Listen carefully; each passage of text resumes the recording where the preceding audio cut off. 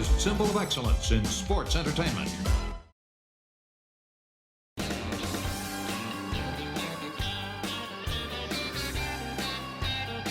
Hey, it's Conrad Thompson, and you're listening to My World with the Hall of Famer, your friend and mine, Double J, Jeff Jarrett. Jeff, how are you, man?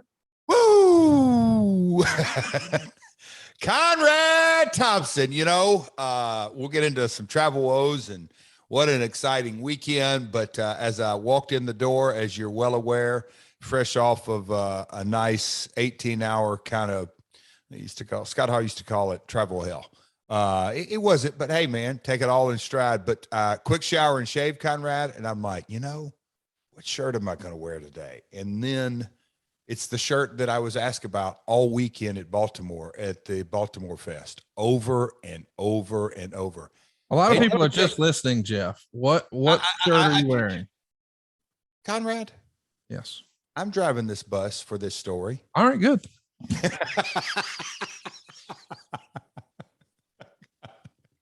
Folks who's just listening, the folks that he just talked about, Conrad just threw a little temper tantrum that one of my daughters used to. He took off his headsets and threw them on his mic.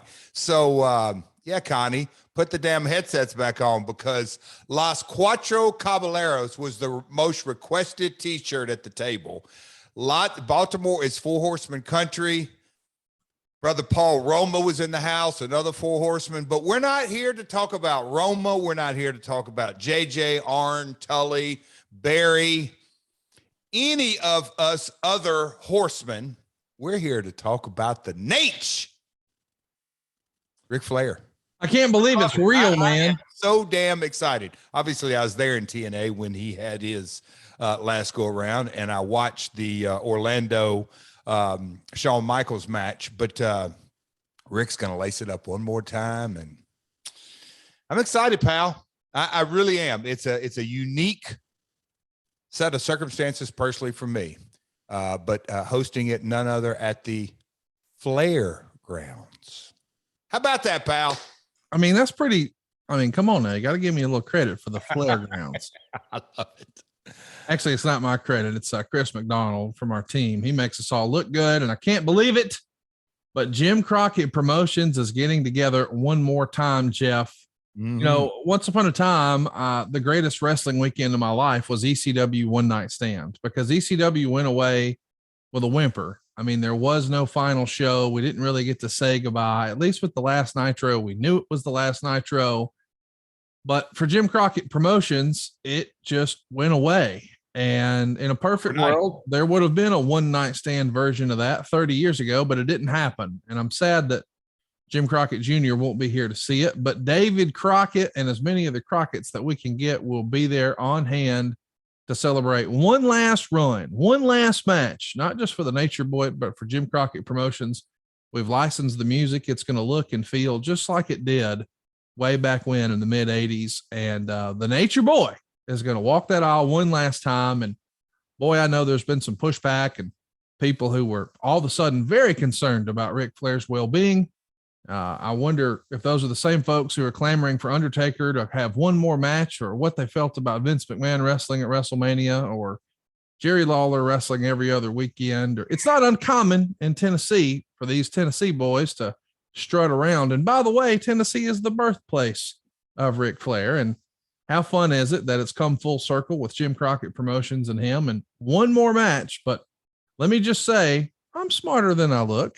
And we got some fun ideas for this show. And I think some naysayers, Jeff, you know the plan. They're going to come around. They're going to like this idea. I've loved all of it. We've chatted, collaborate, thrown ideas around. The whole ad-free team, if you will, the whole Starrcast, not unos, dos, tres, or cuatro, like my shirt says, Conrad, but cinco. Starrcast Cinco. It's very cool. I'm serious. Look, you're just grinning at me like, here we go with that horseman crap. But people were chuckling with me at the table over and over and over. Shout out to Tyler. Shout out to Sean, Robert. There's a whole host of folks that Conrad that said, hey, can I get a photo? Sure. Hey, can we do one more? Will you throw up a four for Connie? Thank you. So, yeah. Starrcast 5s. How's it feel there, promoter? Number Well, 5 listen, under your belt. I'm tickled to have Thuzio and Triller support on this one. This is going to be special. It's going to be different in a lot of ways, but it's going to be a lot of fun. Bracelets go on sale to the public this coming Friday. If you've never been to a Starrcast, let me explain. It's like every other wrestling convention you've been to, except we have a bunch, and I mean a bunch of panel discussions. These are live shows that you can attend and check out, hear conversations and see folks you probably wouldn't hear or see in any other circumstance telling their story. We've got some big surprises up our sleeve. We're going to start dripping those announcements out later this week, including one today. If you haven't already heard about it, you're going to hear about it today. But we're going to start and end with some big ideas, and there's going to be all kinds of things happening nearby that fans are going to want to take note of. So if you haven't already, make plans to join us. Go to starrcast.com/hotels and secure your room. I understand we've already sold one hotel out. We're working to get some more rooms, but we've got a bunch of hotels. Just to be clear, you're going to be staying, if you stay in one of the Starrcast hotels, right at the airport. So Nashville is going to be incredibly easy to move around in. We're only 7 miles from the airport, and we're just 3 miles from where the Titans play at the big stadium. So no matter what your plans are that weekend, you're going to be close by and you're going to get a little Nashville flavor. So it should be fun. Bracelets go on sale this weekend, though, this Friday at noon. Be sure to pick up a platinum if you can. That's going to get you the first of everything, the best of everything. The gold bracelet isn't too bad either. You're going to have guaranteed seating for all the panel discussions. Get to meet more than 100 different superstars at our meet and greet opportunities. And well, there's going to be some other fun events happening. We'll just say that. But speaking of fun events, we've got a big one coming up next Monday night. The word on the street is you and I are getting together with the Major Figure Bros, and we're going to talk a little action figure. I can't believe this is real. You and I have a My World action figure set, right? And they're mine are right beside me. I thought, Matt and Brian, they are so dialed into that. Like you are the mortgage business, and like I'm into, I don't know, jet skiing on the lake. But no, it's their passion. They absolutely love it. And the ones that I got right here, it's they painted it up or got it all made up like the outfit that I wore at Shawn Michaels' In Your House too in Nashville. And then the old "Don't Piss Me Off" look. So, and then of course the Conrad Thompson figure. So yeah, we're going to chat it up. I'm going to sit under their learning tree because they've got all kinds of, and I don't want to just say a wealth of knowledge, but it's to me it's really cool because the evolution of the action figure and figures that got made and didn't get made and what's coming out. And as you are, Conrad, a collector of watches, there's some folks that just flat out collect action figures, and they will share their knowledge next Monday night. So tune in. It's going to be on all kinds of platforms, all of ours, all the My World platforms. I think some of, I think Matt's Twitter and all of his personal platforms, he's going to blast it out. So you will definitely be able to check us out. Lots of fun, Conrad. Summer is right here. You know, I was thinking, but not to skip over this. Remember when Starrcast won, when I said, "Hey, Conrad, what about Fight?" Yep. And that was in 18. Yep. 4 years ago. That doesn't seem right. Wow. Seems like it's longer to you. Oh God. Yes. Well, COVID aged us all. You know what I mean? There you go. Okay. There you go. Yeah. Fair enough. Fair enough. I'm excited about today's topic specifically because I've got a friend of mine here in my life. I don't know that he wants me to shout him out. He used to be in the wrestling game, but now he's no longer wrestling and trying to move on with life and be a dad.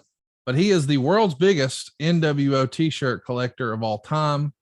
And he's a little younger than me. So NWO 2000 was right in his wheelhouse. And I just want to remind him that he is stupid because it was terrible. It was not good.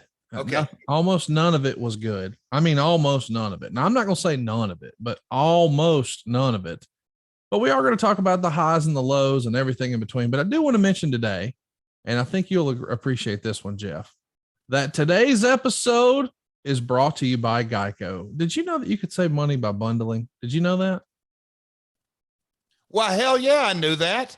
Well, I didn't know. I mean, listen, you're a man of the people up there. But I have Geico. You have Geico, really, for real? Yes. Dude, that's awesome. Yes. Bundle, brother. Bundle. Bundle is the word. And let me mention, Geico is sponsoring this episode and basically all of our episodes this week on our little podcast network here.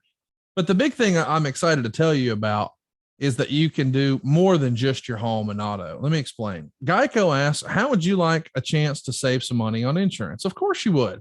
After all, who doesn't love a great deal, right? And when it comes to great rates on insurance for all things in your life, and I mean all things, Geico can help. Like insurance for your car, truck, motorcycle, boat, and RV. They even help with homeowners, condo, or renters coverage. You could even save more with a special discount when you bundle your coverages. Plus, the easy to use Geico mobile app. They've got available 24/7 roadside assistance and so much more. And that makes choosing to switch to Geico an easy choice. Switch today and see all the ways you could save with great rates and discounts. It's easy. Simply go to geico.com and get a rate or contact your local agent and start seeing how much you could save for free. That's geico.com. And let's jump into it, man. This NWO 2000 is really the NWO that happened when you were there. So it's going to be your time of part of the group, I guess, late 99 to early 2000. If you're trying to pick up where we left off, you want to check out Joining Russo's WCW, because we left off at your world heavyweight title match against Bret Hart and Auburn Hills. It's going to be Bret's first title defense of the WCW title. And at this point, you're a little more than a month into your WCW run. When did you first hear about this idea of an NWO rehash? So I don't recall that exactly, but Conrad, I read through the notes, had that delay and delayed over the last, say, 18 hours. But I read the notes a couple of times. I read them when I always read them as soon as Derek sends them. I skim through them pretty quick in case I want to fire back something and say, hey, do we have this, or this? Anyway, so then when you read this, it reads, you could almost go, wait, this happened in back-to-back weeks? Oh, no. This happened in back-to-back segments. Yes. It is the most bizarre, culture. Yes, Vince was the lead writer, talent. It took a lot of effort to have this much scrambled eggs. It is a complete disaster. I think out of all the episodes we've done, from a creative perspective, this is more scrambled almost by far. Folks, when we get into this episode and Conrad reads it, you will go, wait a minute, I missed something. There's no way that happened in back-to-back weeks. And then Conrad's going to come around and say, and in the next segment, it's a mess, Conrad. So I don't really remember specifically because things really did happen so fast. Bret's the champion. Yeah. So we're 5-6 weeks into me returning, right? And I'd hit Buff with the guitar, and then we went right into it. I'll let you pick up and set the stage, because I don't even know how to set the stage, Conrad, for NWO 2000, because it still came out of nowhere.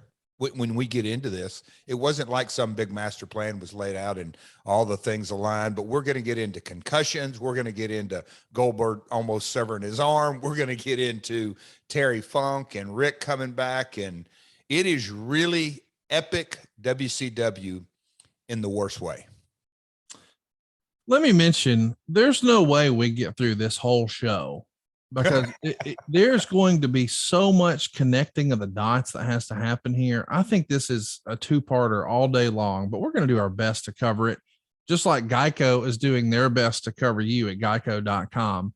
So it seems like there's a lot going on creatively. In your loss to Bret, you had Dustin Rhodes come out and cost you the match, but you also had Ron and Don Harris, known then as Creative Control, in your corner. And it's reported that the working plan is you'll be having a guitar on a pole match against Buff Bagwell at Starrcade. And that's probably one of the longest sentences regarding anyone's creative I've ever had in any of my podcasts. Is this just too much? Is this overbooked already? Hell, I mean, think about it. So the guitar on a pole match obviously comes from my debut or re-debut, coming from the China match. Look, it's already confusing. I did the China match for the WWE.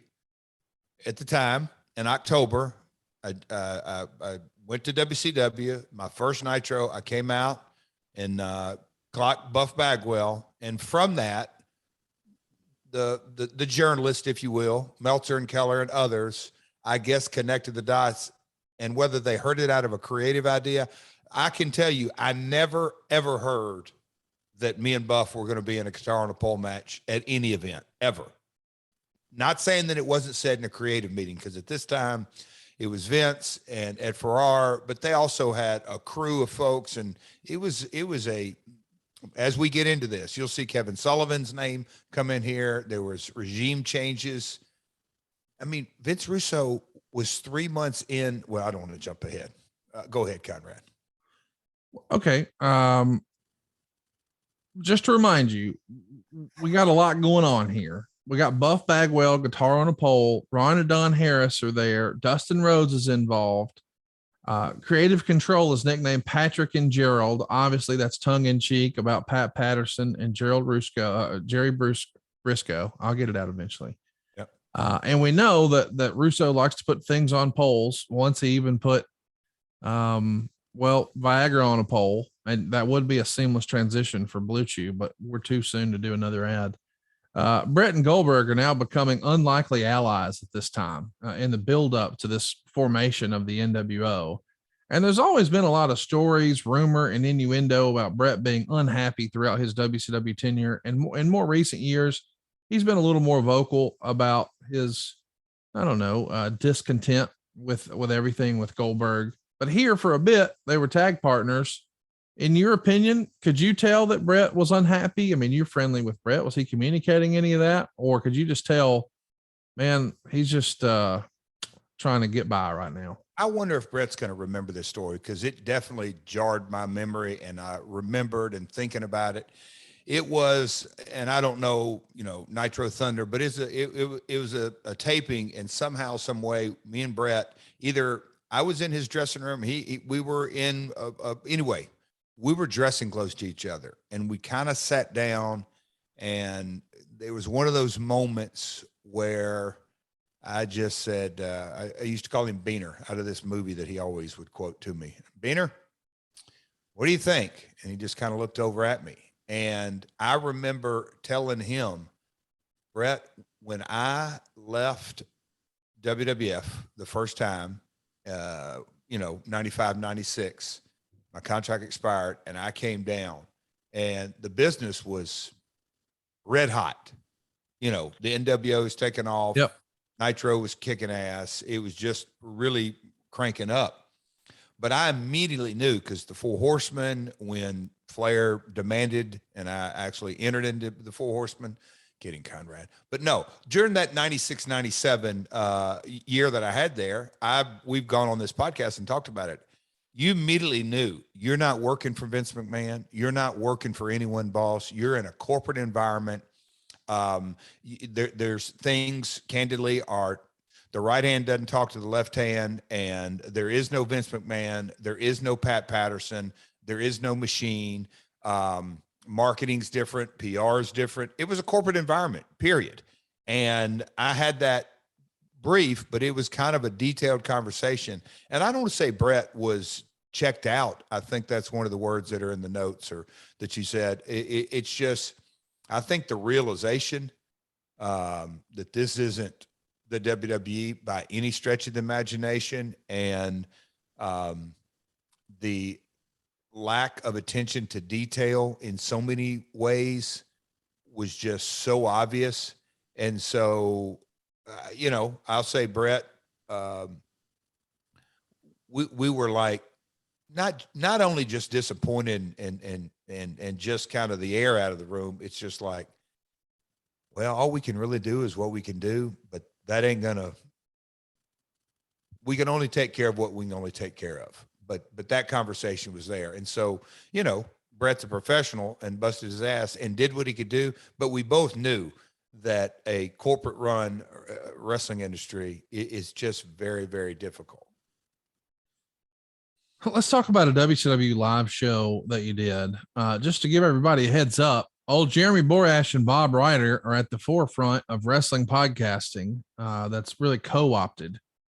We've got WCW Live, which is maybe the first major podcast, if you will. We weren't even calling it podcast back then. But you appear and you're asked by a caller, what are you most surprised by in wrestling? And your response was, I'm amazed that Van Hammer still has a job. How much of that is just ribbing on the square, and how much of that is you just dunking on a guy? 100% ribbon on the square. If I said that, I don't know Van Hammer, but as far as Bob Ryder, Borash, night one, when I hit Buff with the guitar, I returned night one, they said, hey, they called it, hey, will you come do this live internet show? Yeah. Like, what are you talking about? Like, I mean, I was like, really? Y'all have this like officially? It's not like a, third party or underground, boy. But when I walked into that room and started hearing, Chicken Head, we had a Chicken Man, we had some regular callers, but it was a radio show online that the regulars were there, but it's also instantaneous feedback. And as a promoter, as a talent, me well enough now, Conrad, I just dove into that. I loved it. No, I don't recall, not saying that I didn't say that, but if I did say it, I'm positive I'm just dunking on a guy because I was amazed. You said you're positive you're dunking on a guy. I'm not dunking on the guy. Okay. That's what I thought. Yeah, I mean, yeah, you're okay. You I didn't know that you were friendly with him in real life, is what I'm saying. I don't remember ever meeting him. Okay. So you're ribbing a guy that you've never met. So you really are shitting on him, but doing it tongue in cheek. I got it. It's reported in the Torch that Russo spent most of his time talking to, and I quote, top names and former WWFers Jeff Jarrett, Dustin Rhodes, and Creative Control. So this sounds an awful lot like you got the new boss's ear. Would you agree with that? We obviously had a working relationship, but reading through this episode, and Vince is going to get all the criticism he rightly deserves. But in stuff like this, when you watch kind of Vince operate, there's nobody that he wouldn't talk to. I just don't find that accurate at all. Whether it was new folks he tried to learn, I can remember having the conversation, him telling me, bro, do you know how many pieces of talent they have signed here? And I'm like, no. And he, whatever the number was, including even some power plant guys. It was, I mean, that group of Palumbo, Jindrak, that group that came up, Mike said, I mean, there was 100, 150 guys, just a ridiculous amount of talent, which to me, in hindsight's 2020, was a big part of the problem. You just can't have that many bodies hanging around because you are going to have to, not just some, quite a few disgruntled talent because they're not getting booked. And one bad apple kind of spoils the bunch. Well, get 4 or 5 bad apples. They're not seriously bad apples. They just want to work. They're not getting put on TV. They're bitching. They're complaining. It just, the entire culture backstage was, oh, look, Vince isn't talking to us. He's talking to Ron and Don Harris or whoever it may be, failing to exclude that Russo probably talked to everybody in the building talent-wise or as much time as he could. Vince wasn't that way. He talked to everybody. So here's another quote here. Well, before we get to it, I guess we should say the beginnings of the NWO angle seem to start to form in November. It's on the 29th in Denver at the Pepsi Arena. You're cutting open Mike Tenay backstage with a guitar shot. And then you help Scott Hall retain his U.S. title over Sid when you hit Sid with a guitar. But you wind up getting speared and jackhammered by Goldberg for the save. In your mind, is this the beginning of the NWO angle, or am I giving too much credit for long-term planning here? I think way too much credit. Look, Vince and Ed, I think Ed probably has, I think those two could recall it a little bit better. I would be giving it too much credit because things just changed so much going here. And I don't want to skip over me and Tenay chuckled. Me and Mike became buds in 96, 97 when I went there the first go around. And so when we got to do the guitar deal, he trusted me, although I scraped his nose up, but he did trust me and had a lot of fun with that. But about this time, Conrad, is when the guitar shots were coming 2 and 3 times a show. Yeah. I want you to hear that. 2 and 3 times a show. Yeah. Way overdone. So the outsiders start to interfere to help Bret retain the WCW title, but Bret makes it seem like he's not asking for or wanting that help. And later on that night, you're in a 3-way between Chris Benoit and Sting, which ends in under 4 minutes. And Dustin comes out to cause your loss, hitting you with the ring bell, but it misses horribly. And unfortunately, you still go down for the pin. Talk me through that. When something like that happens, where you have this planned finish and for whatever reason, the big spot just does not look good. It's not intentional. It's a worst case scenario. What's the thinking? Do you have to make a decision right then to either alter the script and hope that you can quickly communicate with everyone and recover something that's passable? Or is it better to just rip the Band-Aid off and go with it and get the hell out of there? Conrad, always with the heartache. That's a good question. I think to me, I was trying to put myself in the moment. A couple of factors. Is it live or is it live to tape? Can you edit this? If it's live, if it's a live event, non-televised, you can work around and keep going and let's do something and just keep ad-libbing. If it's live and you're under a time crunch and you've got guys and multiple people involved, you kind of got to roll with it, because what the hell are you going to do? You can't stop the train. Trains don't stop, Conrad, and neither do bad finishes sometimes. You just got to roll with it. Later on that night, yes, this is all the same show. The main event 3-way tag team cage match between Goldberg and Sid taking on Bret and Benoit, taking on the Outsiders with Roddy Piper as a referee. You come out with a bunch of weapons, which seems weird for a cage match since the cage is supposed to keep people out. But what do? Well, you just walk right through the door and hit Piper and Goldberg with guitars. And you give Hall and Nash handcuffs and you cuff Hart, but Goldberg spears you. And it seems like the cage is supposed to give way, but in typical WCW fashion, something doesn't go right.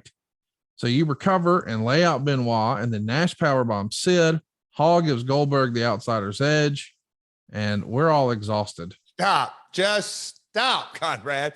Seriously, have you ever seen a good 3-way cage? Look, I can't even say it. A good 3-way tag in a cage with weapons and interference. Yes. With Piper. Yes. Think about that. Piper being this bad. Oh my God. Here's what's funny to me. You lived all this and you're like, I'm going to start my own company, invest all my life savings. I know what to do.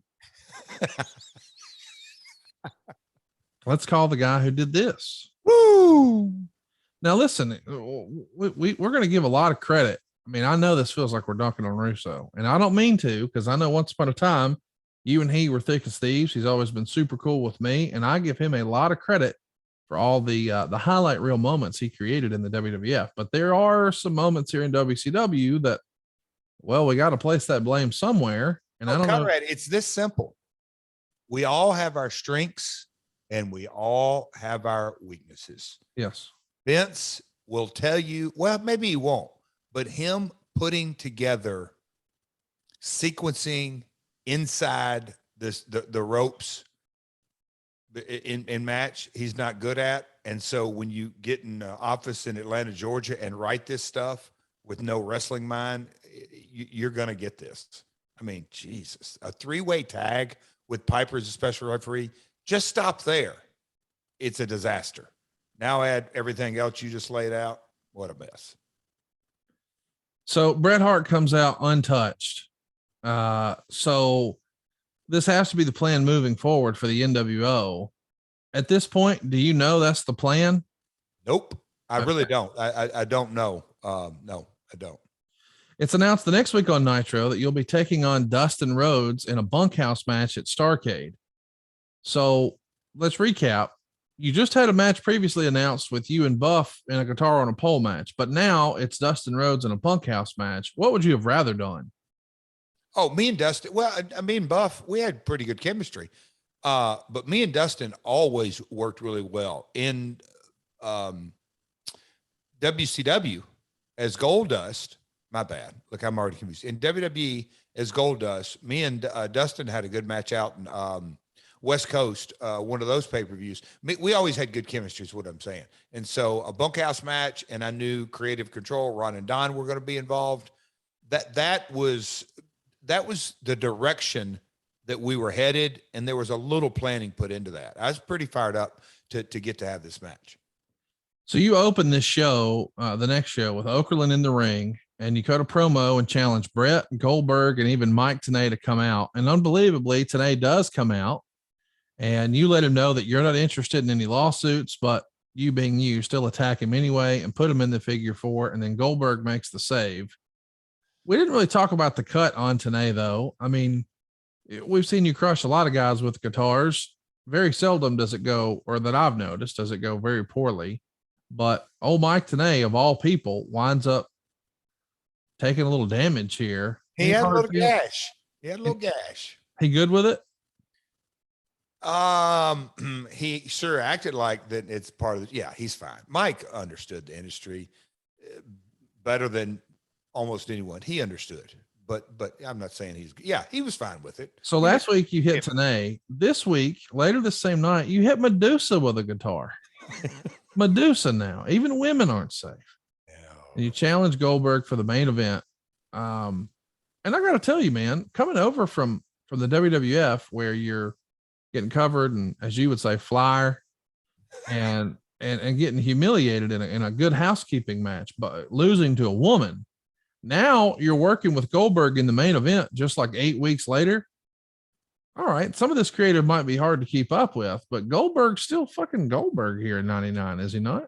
And look who's surrounding the ring in Green Bay with Green Bay Packers surrounding ringside. This is one of those kind of microcosms of my career.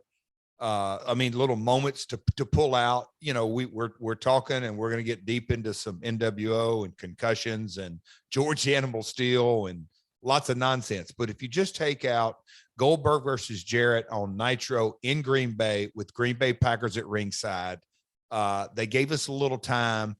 Me and Bill had a good working relationship. It was, I'll call it a career. It's a definite career highlight. NFL legends at ringside. It was pretty cool moment for one of the Los Cuatro Caballeros. I'll just say that. So Dustin Rhodes beats Ming by DQ on this show as well after you interfere, and Rhodes is going to turn the table and is about to hit the Shattered Dreams, but Hall and Nash make the save. Now check this out. I'm so glad you're making sense of this, Conrad. I'm trying, but here we go. Closing 20 minutes of Nitro. All right. Page then wrestled Sid, which lasted about 1 minute before the worst ref bump of the night. Hall and Nash come out. Fans chanted for Goldberg. Hart came in. Jarrett came in. They still wanted Goldberg. Security came in and the fans booed. Nick Patrick and security then all left. The refs are now going on strike. What a novel idea. Piper said he'd ref the Goldberg-Jarrett main event, and it would be a lumberjack match. And Jarrett did a good job, and this was the only match on the show to have any heat. Jarrett tried to leave at one point, and 3 members of the Green Bay Packers, including Gilbert Brown, chased him back. Everyone was interfering. Jarrett hit Goldberg with 2 chair shots, but Goldberg kicked out to a nice pop.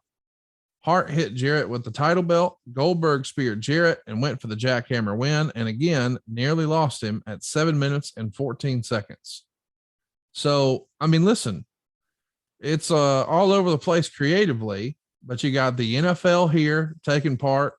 You're working with Goldberg. You're in the main event. Even if the creative is a little scattered, maybe, you're in a primetime spot here, bud, are you not? For sure. And the people, again, how's it hard? It's you're not really patting anybody on, it's not that Goldberg was super over. It's not that Double J had a boatload of heat. And it's not like creative was hitting on all cylinders.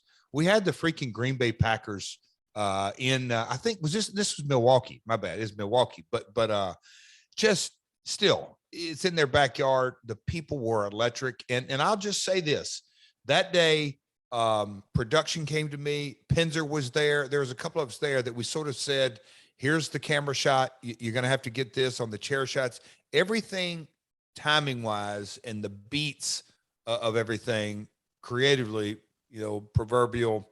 Wish Bruce was here. He could give us a little, little chicken salad. We took some chicken shit creatively, and it came out. If you take little grapes, Conrad, and you put it in the chicken salad. Oh, God, will you stop? It turned out good, though. Go ahead. The next night on Thunder, you team with Mona, now known to everyone as Molly Holly, and take on Evan Courageous and Medusa.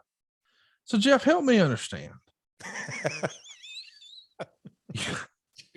You're working with the Bret Harts and the Holland Nashes and the Roddy Pipers and the Goldbergs.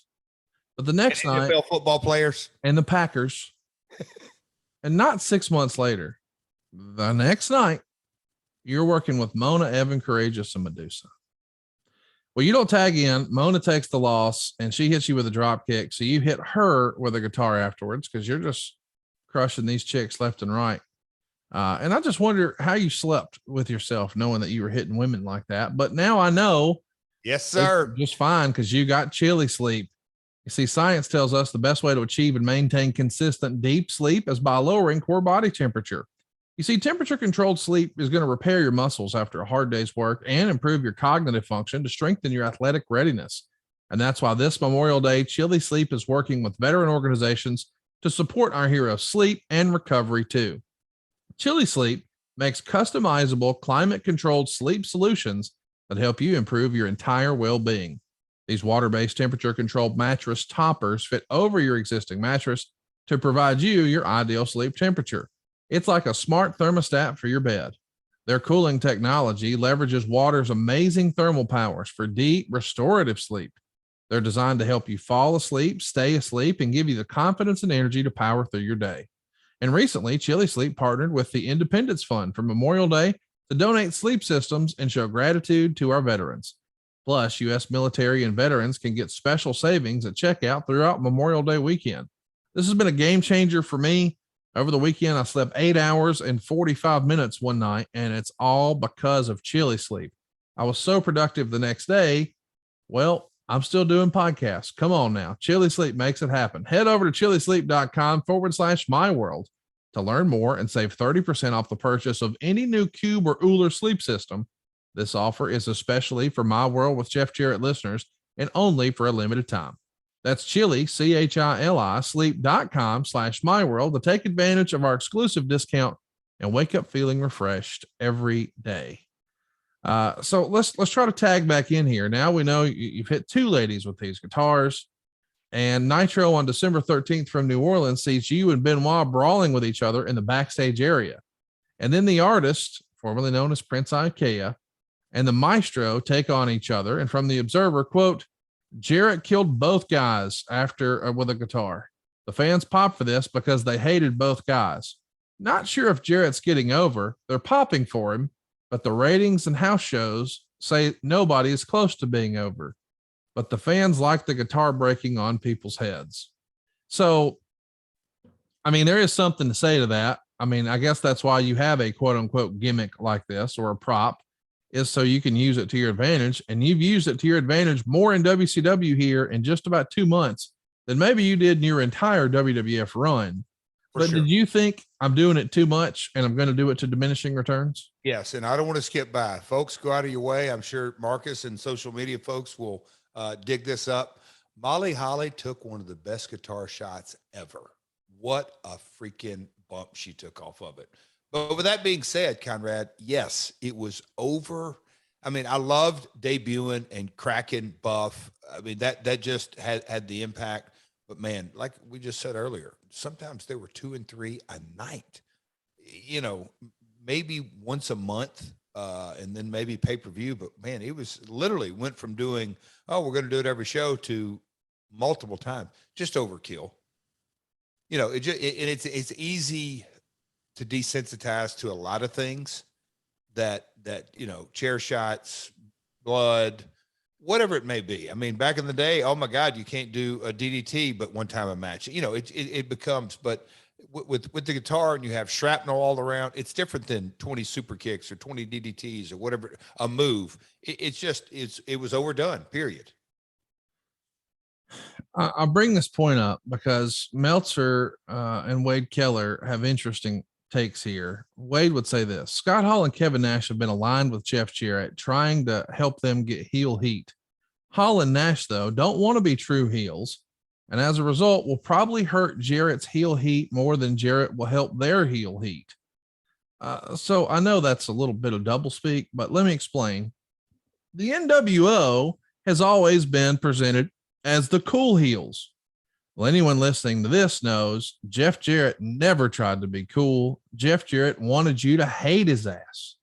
And he did such a great job that most of you listening to this show now used to say, a Jeff Jarrett podcast, who would listen to that? I hated him. And then you hear the podcast and you're like, well, wait, this guy's pretty fucking cool, but I hated him on TV. Yeah, that was the idea. He took it seriously in being a heel. But there is an old school of thought, and I won't name any names, but you and I have a lot of friends who say cool heels killed the business. The NWO never really had their comeuppance. They never really had a payoff. It was never disbanded correctly. And if you're a cool heel, you cut the knees off, you cut off a baby face at the knees. You got to be hateable. You don't want to be the heel who's cheered. You just, neuter a baby face. Would you agree with that? Well, agree with what? Because I don't, where are you at on cool heels?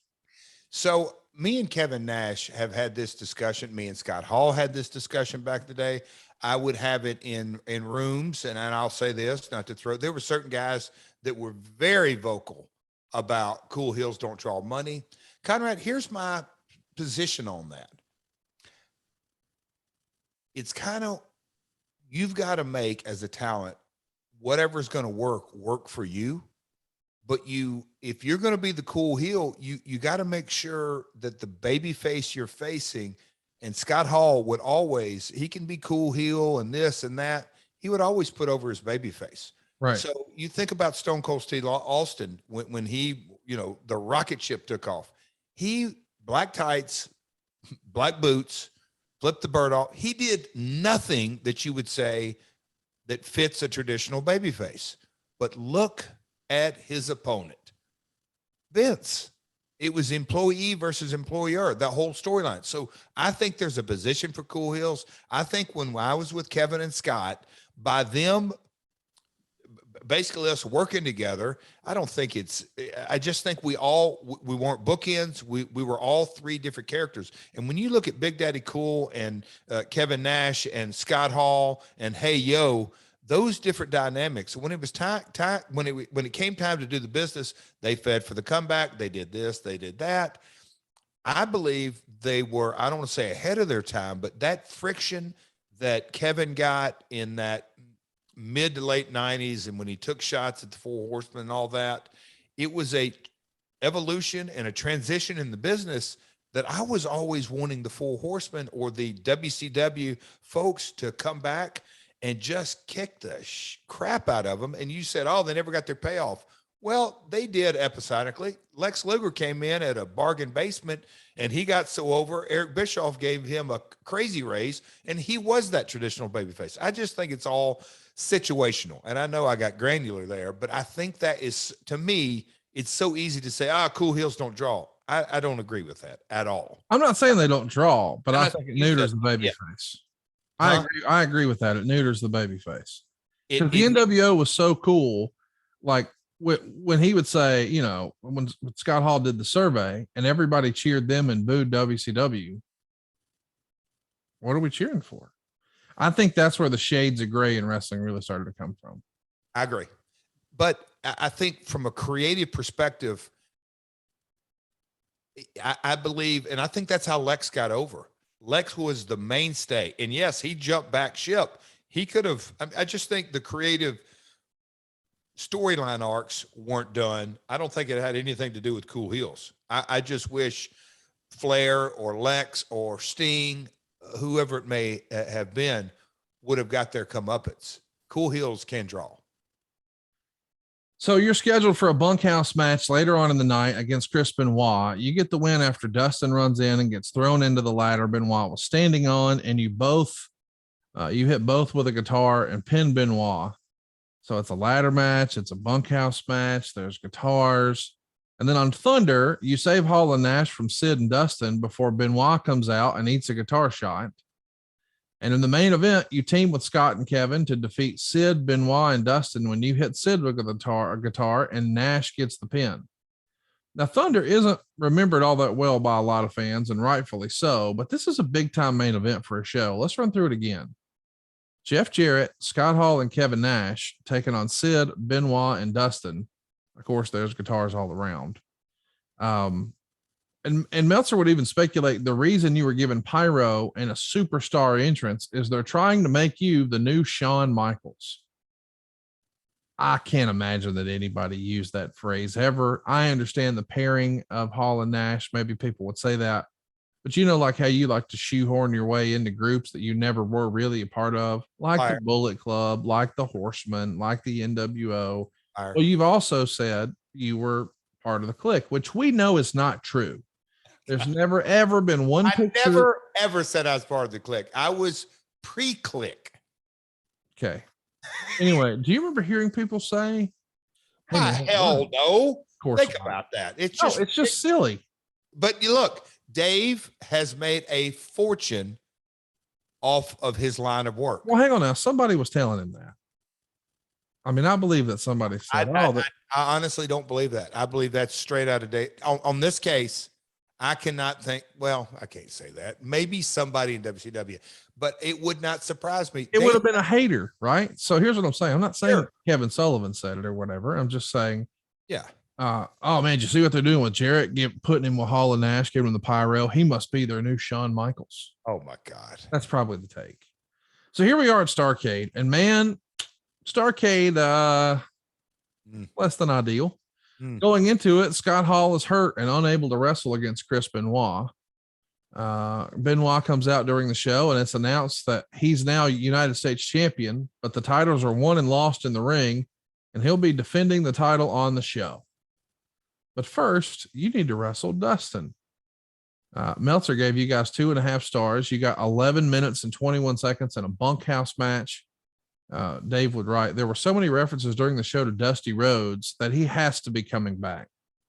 Dustin bleached his hair back blonde.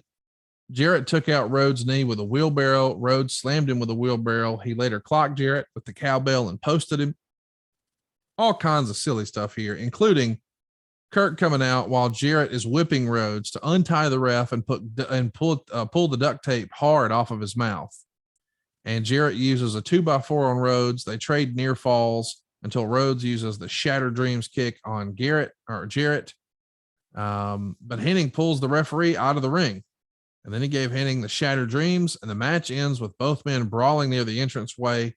Rhodes would bulldog Kurt on the floor, and then he's pray for Jarrett to come off the ladder. Guitar shot. There's the pin. So you're at Starrcade, and hey, this is supposed to be the granddaddy of them all, but it probably feels a little less than. In December. No granddaddy of them all anymore in December. That's a down month. Where was this Starrcade at? Not that it's relevant, because I was trying to, was this DC? All of them were at that point, I believe. I think. Yeah. Again, I'll go back. I always enjoyed working with Dustin. We busted our butt. We had a good one. Lots of moving parts, but in Dustin, go back to 89 and old WCCW, USWA. That's the first place I met Dustin. Do you change your approach when you know you got to wrestle twice like this? I was just like, do what? I can't say I really changed my approach. I get my, not approach, but I definitely had my mindset. What am I at this stage? It's I'm 30 or 31. Anyway, I could have wrestled 10 times. I mean, just the cardio shape, the mind frame, the mindset. I was ready to go, man. I was. I enjoyed it. Again, not to be repetitive, me and Dustin had good chemistry. So he worked hard. I worked hard. Ron and Don were there. Good stuff. Later on, there's a Master of the Powerbomb match between Sid and Kevin Nash. You hit Sid with the guitar because this show doesn't have enough of you in general. Oh my gosh. And Nash can't powerbomb Sid, but the referee is bumped.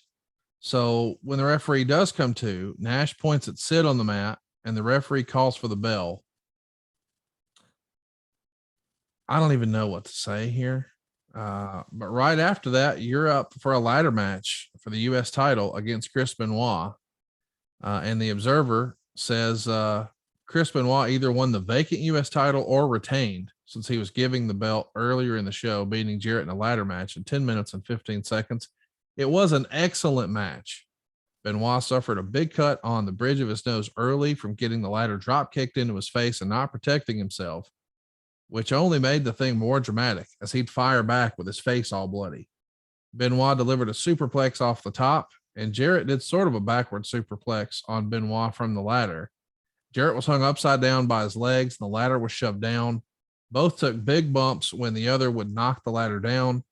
Benoit took a throat drop on the ropes, falling off the ladder while Jarrett crotched himself, taking a fall.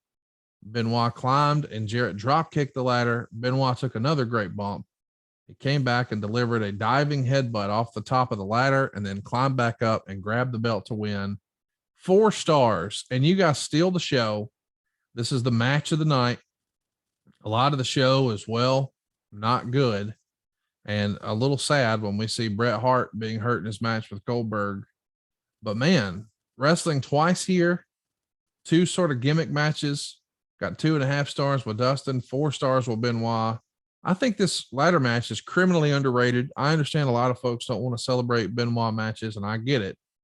But I don't know how many ladder matches you've been in, but this has to be one of the best ones, right?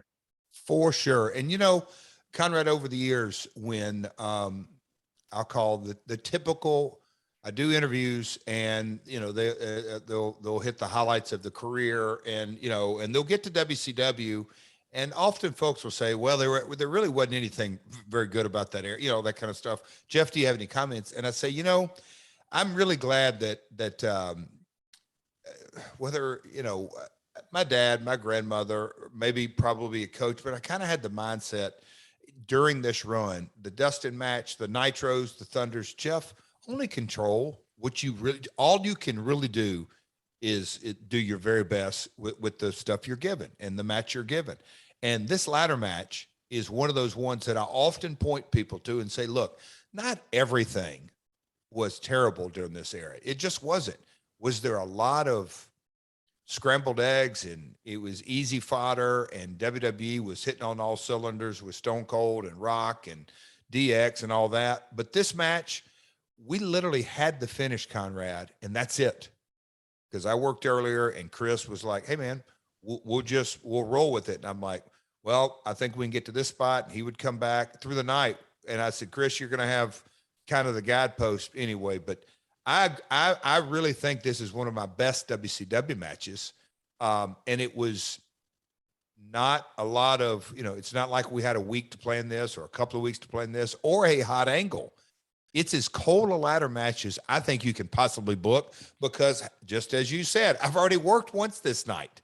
There was no rhyme or reason for me to be in the match other than, oh man, who can we put in this match against Benoit? Jeff will do it. No, he's already working. Oh, it's okay. Let him work twice. That to me is kind of insane, but a compliment as well. It's man, such an interesting time. I mean, I don't really know what to say. I just know that we're going to try to do our best with it. Did you see Bret after the show? No. Okay. Obviously during this era, the organization was run. There wasn't a team concept. And I'm not saying rah, rah, shish, boom, bah. I don't think you can succeed that anyway. I think you need to have healthy competition amongst the talent, everybody striving to be at the top and all that. But there was so many folks. And as we get through all these WCW stories, there was the legit Millionaire Club guys that had their guaranteed deals, that their incentive, they weren't incentivized other than I don't want to get hurt because I want to keep the check coming and just kind of navigate their way through. And they've got a new writer in and, okay, how long is Vince going to be here? It was a mess. It was a real mess, but I didn't hang around. I didn't find out about it till back at the hotel, but I didn't know it was serious at the time at all. Like at all. So we should mention the match ends with him and Goldberg, where Bret put Goldberg in the sharpshooter and Roddy Piper rings the bell. This is very reminiscent of the screw job from Montreal 2 years prior. That gives Bret the victory, and he's going to retain the title. And Roddy Piper just walks off with his head down, and we don't really have any answers. But the next night on Nitro starts to all come together, except for Bret, because his brain is scrambled eggs thanks to Goldberg at this point. And you may want to lay that out. that what happened in this match with the kick? There's two pieces. One of the Bret staples in this era was he would put the figure 4 on around the post. And allegedly one of the tricks, one of the pieces of magic, if you will, is the guy on the inside helps hold the other guy who's applying the figure 4 so he doesn't crack his skull on the concrete. Goldberg didn't offer any assistance like Stone Cold and so many others have, Undertaker, and everybody else who's taken this.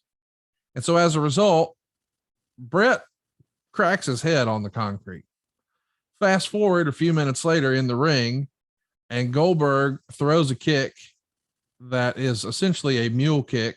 That is not a Chris Adams super kick. This is full blast to the head. And now Bret is seriously concussed, and he would never be the same. Effectively, his wrestling career ended that night, and he would have health problems forever and ever and ever. But he's still going to power through because that's what guys did back then. And that's a sad testament of what was going on back then, but it is positive that we're not doing that now. So I'm glad that there's been a change in the industry, but it was too late for Bret. He's in bad shape here, and he's making Nitro the very next night, sincerely and seriously concussed. In fact, he opens the show on Nitro and says he's not interested in winning the WCW title the way he did. So he's giving up the title and is going to take on Goldberg for the title again that night. And you face Benoit in a rematch for the US title and yet another ladder match. And Lord knows if I bought this pay-per-view and I spent $30 for it and I tune in the next night and they did the same shit again, I'd be thrilled. I just don't understand, Jeff. Like, I understand that pay-per-views aren't what we're booking for. This is a television company, but at the same time, where's the consumer confidence in all this? Like, wait a minute, what did I just pay for if you're doing it, if you're running it back the same way? Oh, so it's Bret and Goldberg for the title again? Yes. And it's Benoit and Jarrett in a ladder match for the belt again? Yes. Well, what the fuck did I pay $30 for?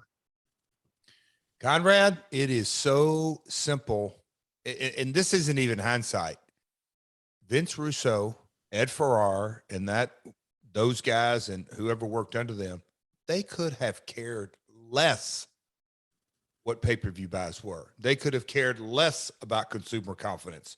They were judged strictly off ratings. On the other hand, you have Vince McMahon, especially during this time, the rights fees weren't up there, that the massive amount of pay-per-view buys were ultimately a big part of what took his company public. Therein lies the crystal clear difference in the two organizations. Russo and creative could have cared less about pay-per-view buys, and Vince McMahon cared everything about that and wrote and produced and market his product around Mania 1, Rumble 2, SummerSlam 3, Survivor 4, and on and on and on. Super crystal clear. But you ask the intelligent question, what about consumer confidence? Yeah. You think that those two words were ever said in December of 1999? No. Hell no. None. Well, let's take a listen to the end of the ladder. Well, guess what? This is the opening Benoit's been looking for. That's exactly right. It's giving Benoit the shot to climb up the ladder and grab the belt. There's the big opening when he opens that ladder. Yeah, it's going to be academic now. He just has to climb the ladder and get the U.S. title. Oh, he just climbed that ladder yesterday. The run broke out of the ladder. No, I don't buy that. Somebody has gimmicked this ladder. Of course they have. And you know who it is. Gimmick? He tried to climb up and then don't smell right.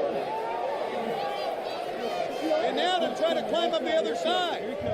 Jarrett's still on the floor. Look at that one rung broken out. And he's not so sure about climbing out there. It broke out again. Oh, look at the recovery of the knee injury from Jarrett. Tomb time.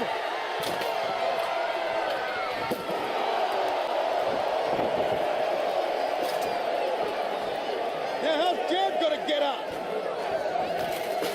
What in the world he's going to do? He's going to get a couple chairs.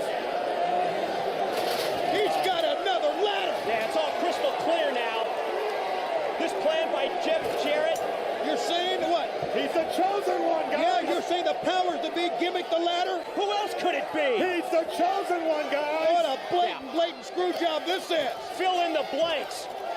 They were upset he would have to wrestle twice. Benoit's not moving. Benoit didn't know about the second ladder. We have a new United States champion, I believe. You're right, it's over.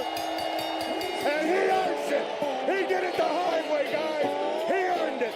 I love that little skit, just in case you were just listening and couldn't watch the, and we're showing it on social media and YouTube, of course, but my goodness, what a cool moment it is when Benoit goes to climb the ladder. He thinks he's got you beat. You're on the outside selling a knee injury. The rungs just collapse out from under him. So he's annoyed, but he tries the other side. It happens again. And as soon as it does, miraculously, you just spring to life. Your knee is just fine. Crush his ass with a guitar, find a second ladder, steal the victory. And now I guess here for the second time, because you won it back in June of 97. You're the United States champion, this time in Baltimore. And everybody knows those horsemen love you in Baltimore. Oh, they did this weekend. Conrad, you know that gift that sometimes you put on social media, just the head shaking? Yes. This. Why couldn't we just have done a simple finish here? I mean, listen, I get it, but if you're gonna, I've never seen that before, so it's pretty creative. Yeah. No, I saw that moment, but I'm saying I don't remember seeing that spot in a ladder match before. Yeah, I got you. That's pretty creative for what it is. Okay. Wow. Connie gave it some props, but the only thing that was a little unusual is Benoit, who's ever the professional. When he turned around to take that chair shot, he made his neck disappear. Just, okay, here we go. Here we go. Yeah. And so, and I understand it, especially since you're running around, you know, cracking up an announcers with it. He probably does want to get ready. Oh, two-time U.S. champion in Baltimore. Remember? Jarrett was then told by Russo that finish was nothing. Wait until you see the main event finish. So there's a lot of inside baseball and references. You even heard when, I don't know if it was Shivani or Tanay, but somebody said, somebody's gimmicked this ladder.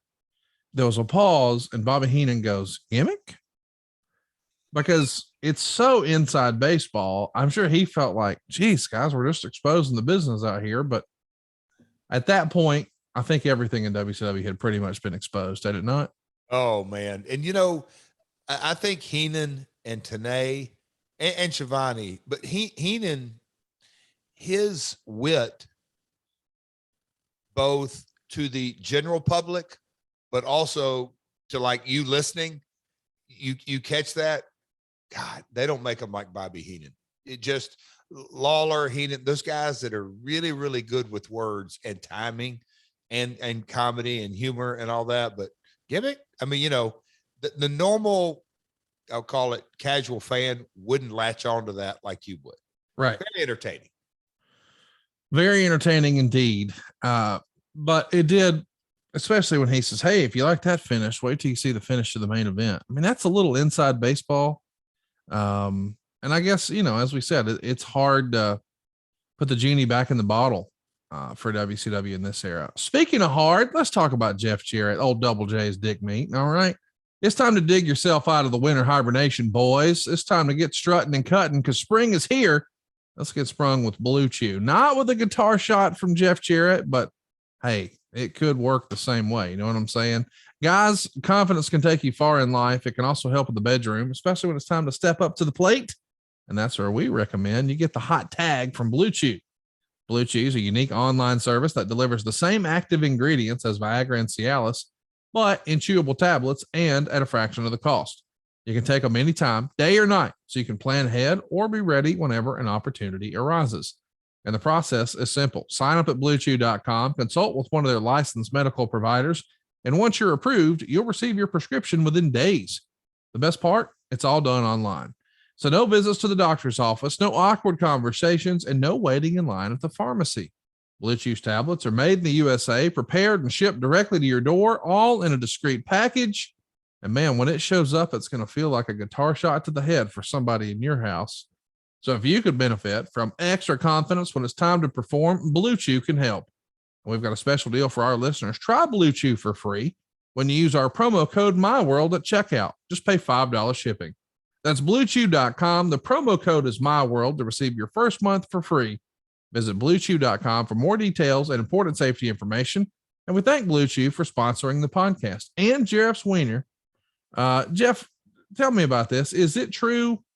I don't know. I don't necessarily want to say any names, but somebody attributed this quote to you. It'll get it so hard, even a cat couldn't scratch it. Is that right? A cat couldn't scratch it. What does that even mean? Oh, we have a cat in our in the Jarrett household now. Really? Opie and AJ, the golden doodles, and Ty, the little sheepoo, now have Kiara brought home a stray, and we took it in against my better wishes. But the cat is it's a little kitten, so it's, I don't know, 4 or 5 months old. It's got like a scratching post, and man, when they go to scratching on those posts, Conrad, that post is really, it's a wood post.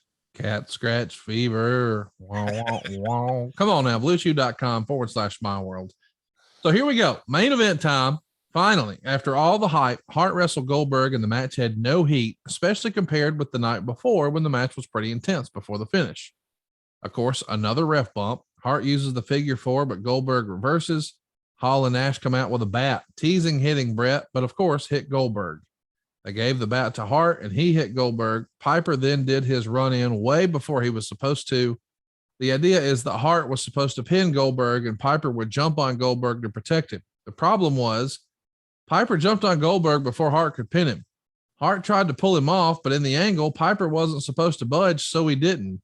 So in this great heat spot, you had Hart and Nash laughing because of how silly it was. And the referee, Billy Silverman, didn't know what to do either. So he counted the pin with Piper on top. So Piper, I guess, is world champion. But not this time, as they simply announced it was a figment of our imaginations, and it was Bret Hart, not Piper, who had covered Goldberg and won the title. Jarrett came out and guess what? Hit Piper with a guitar. Who saw that coming? And spray painted NWO on Goldberg and Piper. And you thought there was no originality in that finish? They spray painted it with silver paint. So ta-da! It is a new idea. As Bruce likes to say, it's a fresh paint of coat. It's not white, it's silver. Well, Bro.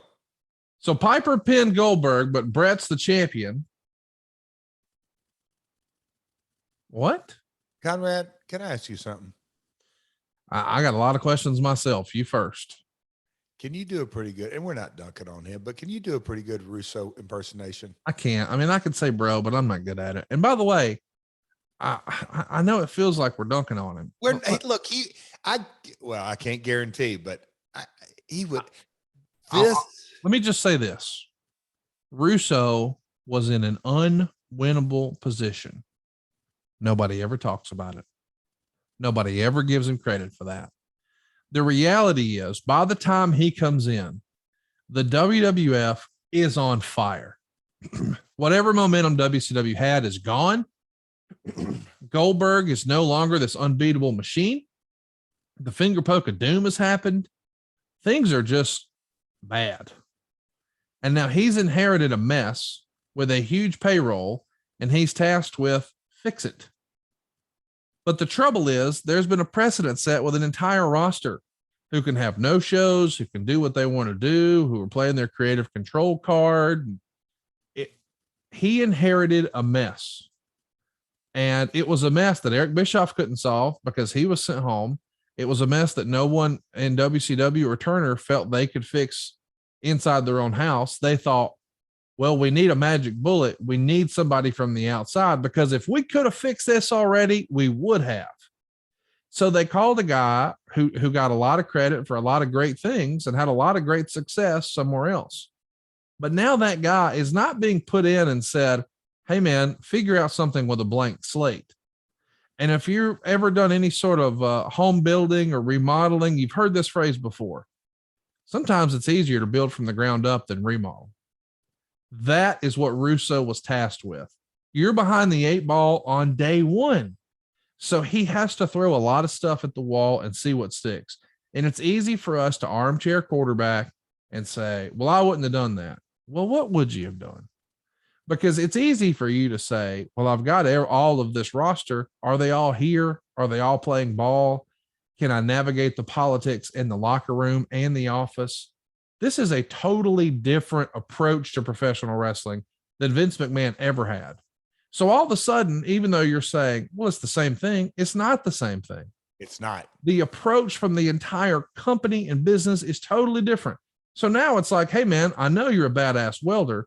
We're really having troubles with our plumbing department. It used to be the best plumbing department in the country, but now we're sucking hind teeth. Can you come fix our plumbing? And in theory, you think, well, shit, yeah. I mean, I did it for the welders. I can do it for the. It don't work like that, bro. No, it's a totally different fucking business. And nobody ever talks about the fact that Russo was playing catch up ball. And Jeff, you know this. If you're down, let's say we're playing football, all right, and we're down 3 touchdowns in the fourth quarter. Would we handle our play calling the same way we would if we're starting 0-0? Yeah, I am under the learning tree today, but no, I could not agree more.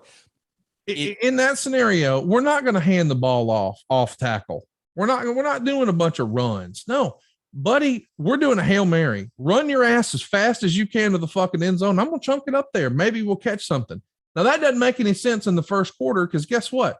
You're opening yourself up for turnovers. But at this point, we're down 3 scores. The clock's ticking. I got to do something now. Yep. I got to have some flea flicker, trickeration, Music City Miracle bullshit happen, or I'm dead. White paint, silver paint, red paint. Get it out there, boys. Hey, man, we've tried everything else. They used to love this. Fuck it. Let's try that. So I get it. But sometimes it's overbooked that if you're one of the boys, you got to be thinking, well, how am I going to be the champion if he's on top of him and won't get off?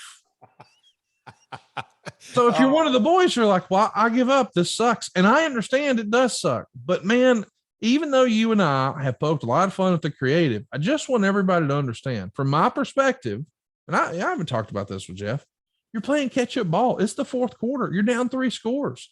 You can't do let's do a halfback draw. That ain't going to score no points. It might get 3 yards, but we don't need yards. We need points.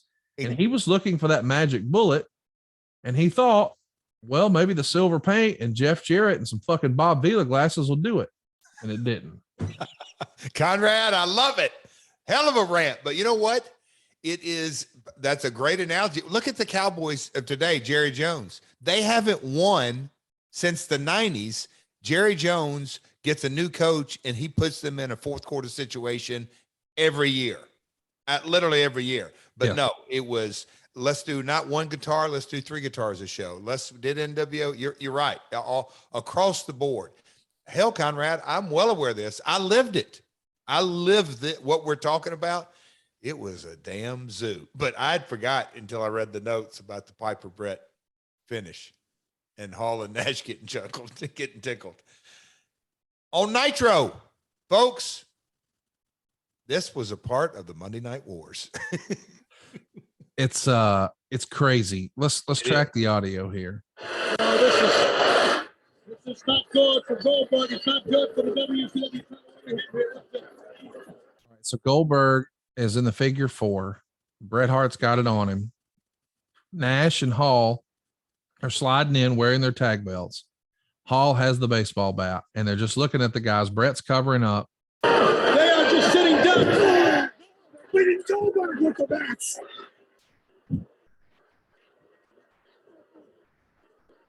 Nash is handing a ball back to Bret Hart. What the hell?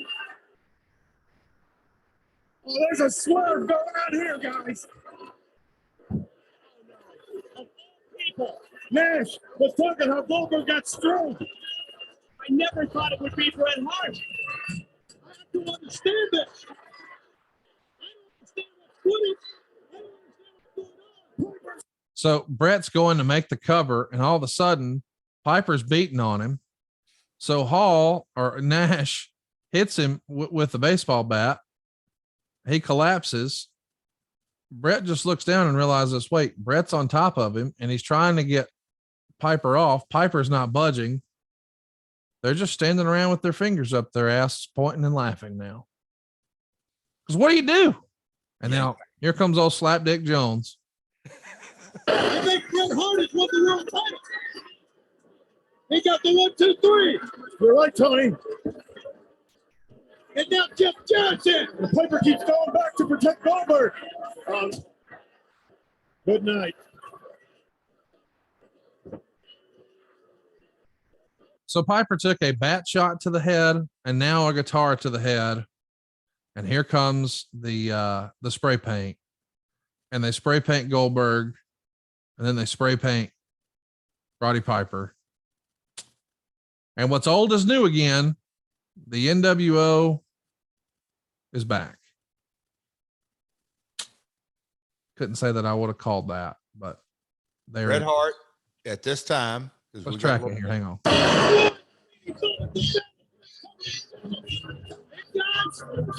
never saw this coming. Are you kidding? The NWO.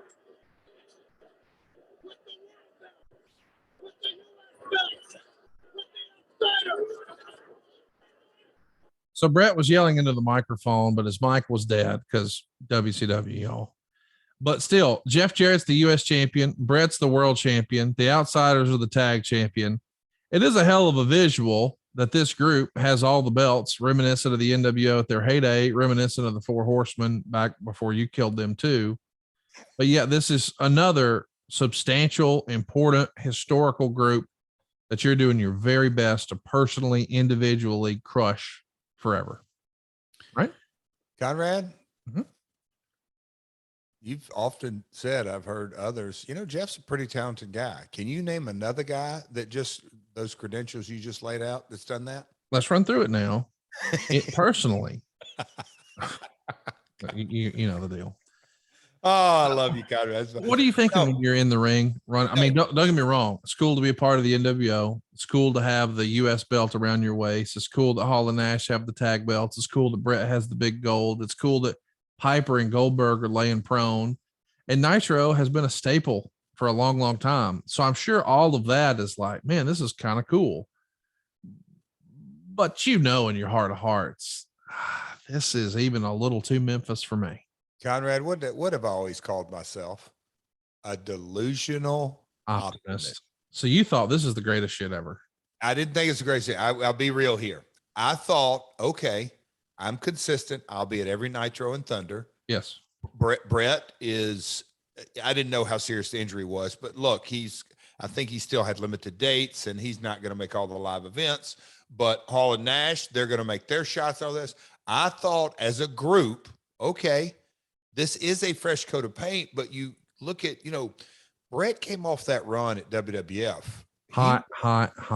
I mean, the guy.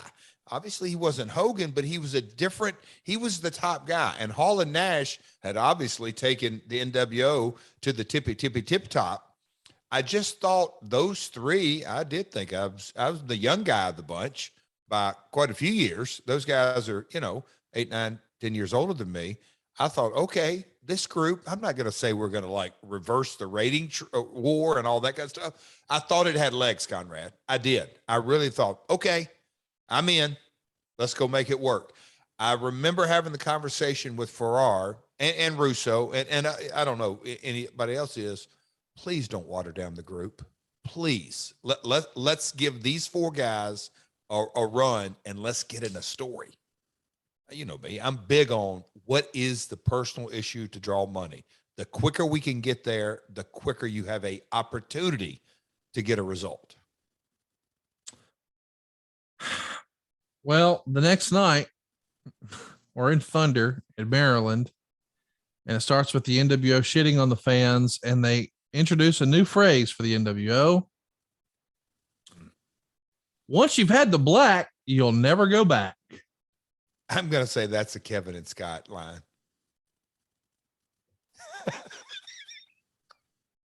Later on, Russo tells Kurt that Hennig isn't with the NWO, but he's going to team with you to take on Creative Control.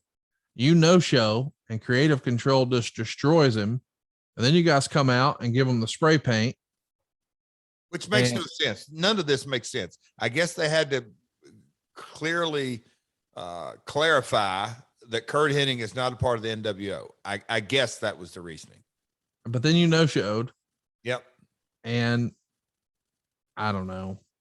So the main event is Benoit and Bret. Bret's concussed, by the way. We're still in late December. Salisbury, Maryland. This night turned out in a couple of different ways. A lot came out of this Thunder taping. A lot. So you hit Benoit with a guitar to cause the DQ finish because, of course, Goldberg lays you out and then chases Bret. And Bret would write this in his book. The next day in Maryland for Thunder, I told Russo that I was badly hurt from Goldberg's kick and I thought I might have a concussion. He still wanted me to work a match with Benoit, but Jeff Jarrett coming out to double team him. Goldberg would charge out and spear Jarrett while I fled the scene with cameras following and Goldberg coming after me in hot pursuit. I'd race to my rented Cadillac, which would be parked on the back ramp with the keys in the ignition. And just as Goldberg reached my car, I'd zoom out of the building. We'd go off the air with a seething Goldberg punching out the windows of a limo. And then a sharp steel gimmick hidden in his fist. That night, I had a good solid match with Benoit, who did his best to take it easy. Jarrett came out, and then the one-man tank Goldberg. When Goldberg speared Jeff, I ran down the aisle, jumped in my car, and floored it out the back ramp just as Goldberg caught up and pounded furiously on my car windows. What nobody noticed was that as I pulled out, my car hit the icy pavement and I skidded out of control, having no time to put on a seatbelt. So there I was with a concussion, barreling head on towards a huge TV production truck. I thought of Owen in that instant. What would the world think if I got killed plowing my own car into a TV truck for some stupid stunt? People would say you'd think Owen's stupid brother would know better than that. Luckily, the tires hit a patch of dry pavement and I burned rubber past the truck to safety. Even with my head full of fuzz, I was completely pissed off and came back steaming to blast Russo.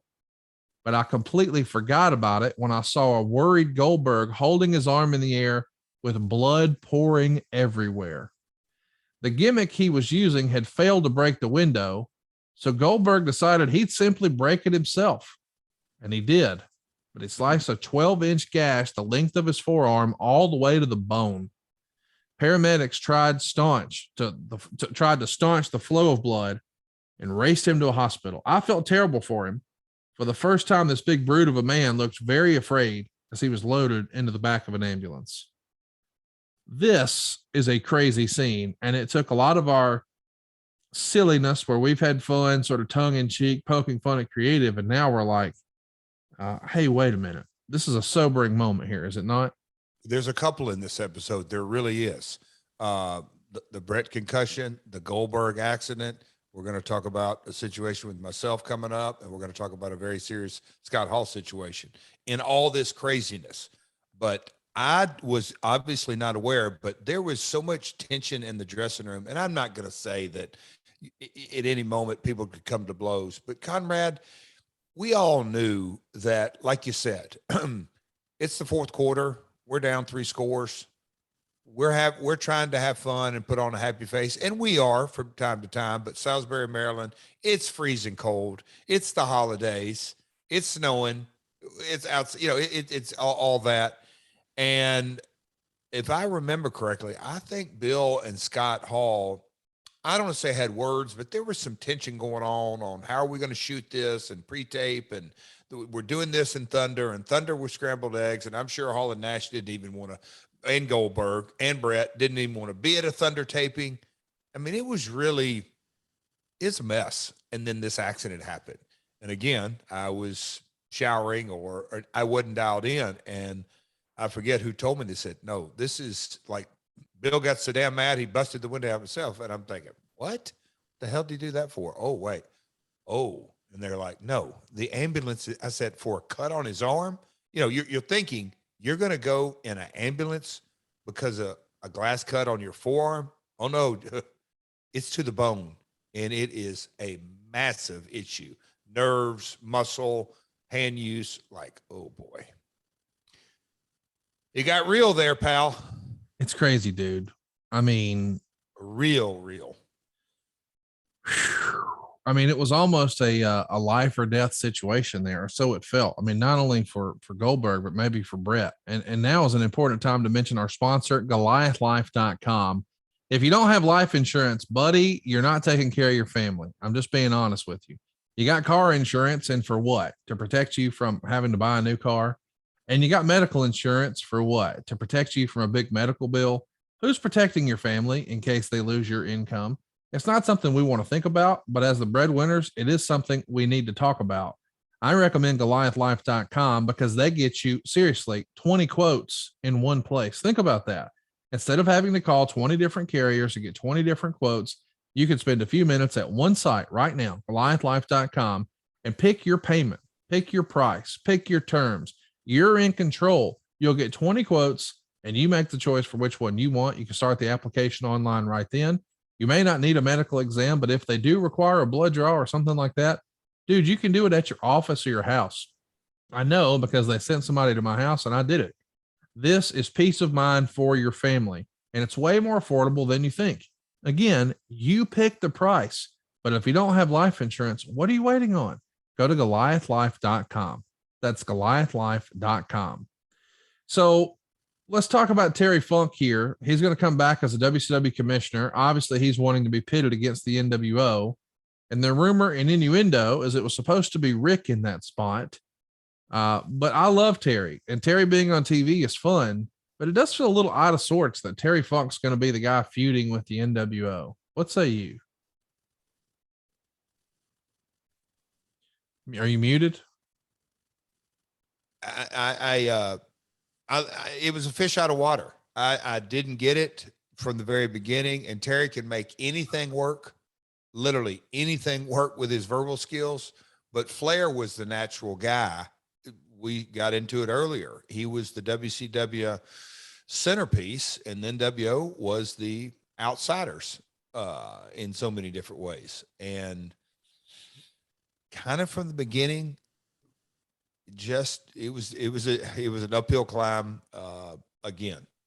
Terry Funk, I mean, his whole persona throughout his whole career was a rebel, and now he's supposed to be essentially an extension of management.